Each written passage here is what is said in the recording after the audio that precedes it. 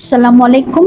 আজ আপনাদের চিংড়ি দিয়ে খুব মজাদার একটি স্ন্যাক্স তৈরি করে দেখাবো জাপানের খুব পপুলার একটি খাবার, আর সেটা হচ্ছে এবির ফ্রাই, যেটাকে আমরা চিংড়ি ভাজা বা প্রন ফ্রাইও বলতে পারি। আর দেরি না করে চলুন শুরু করি।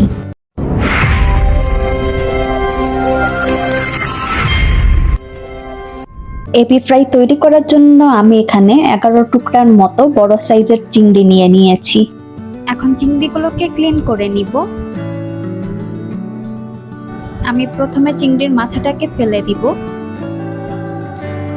এখন চিংড়ির পা এবং খোলস ছাড়িয়ে নিব, তবে সম্পূর্ণ খোলস না, লেজের উপরের অংশটা রেখে দিব।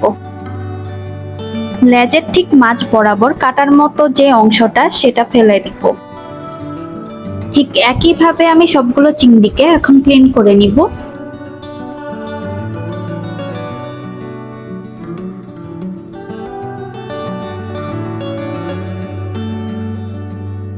সবগুলো চিংড়ির মাথা এবং খোলস আমি ছাড়িয়ে নিয়েছি। এখন চিংড়ির পিঠের অংশটাকে হালকা চিরে এর কালো রগটা বের করে নিব।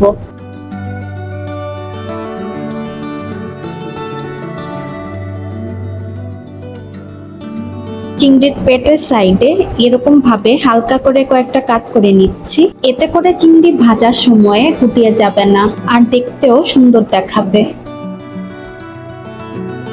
কেটে নেওয়ার পর মাছটাকে উল্টে হাত দিয়ে চেপে এর মাসলগুলো ভেঙে নিচ্ছি।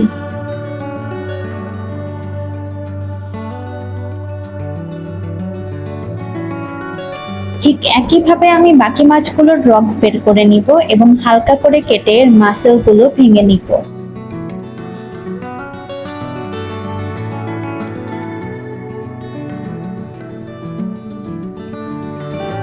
মাছগুলোকে কেটে নেওয়ার পর আমি ঠান্ডা পানিতে 2 থেকে 3 বারের মতো ওয়াশ করে নিয়েছি। এখন মাছগুলোকে একটা বোলে ট্রান্সফার করে নিব। অ্যাড করব 1 টেবিল চামচের মতো লেবুর রস, এতে করে মাছের আষ্টে গন্ধটা চলে যাবে। দিয়ে দিব আধা চা চামচের মতো আদা এবং রসুন বাটা।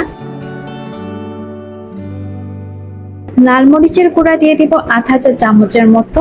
বেসিক্যালি এটাতে আদা রসুন বাটা ও মরিচের গুঁড়া ইউজ করা হয় না, আপনারা চাইলে এগুলো স্কিপ করতে পারেন। অ্যাড করব গোলমরিচের গুঁড়া আধা চা চামচের মতো।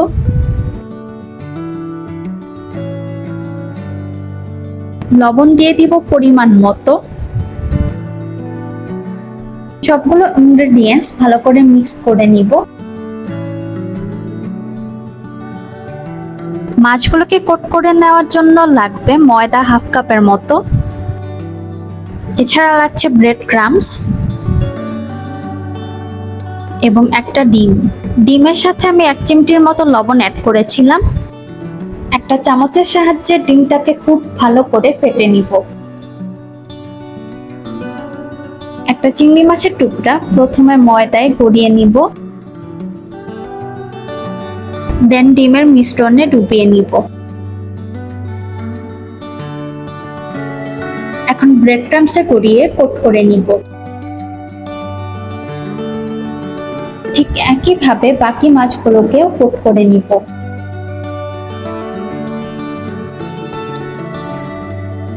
সবগুলো মাছ কোট করে নিয়েছি, আর এখন মাছগুলোকে ভেজে নিব।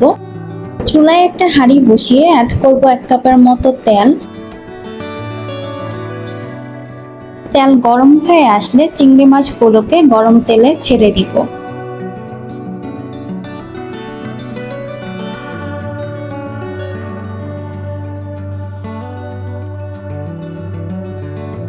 চিংড়ি মাছ হতে খুব একটা সময় লাগে না। মাছগুলোর এক পাশ হয়ে আসলে 1 বার বা 2 বার উল্টে মাঝারি আঁচে গোল্ডেন ব্রাউন করে ভেজে নিতে হবে।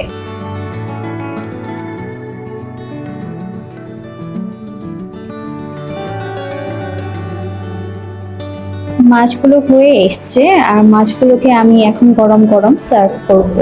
তৈরি হয়ে গেল খুবই সহজ এবং মজাদার Japanese ebi fry. Ebi fry সাধারণত টার্টার সসের সাথে সার্ভ করা হয়, কিন্তু আমি টমেটো সসের সাথে সার্ভ করেছি।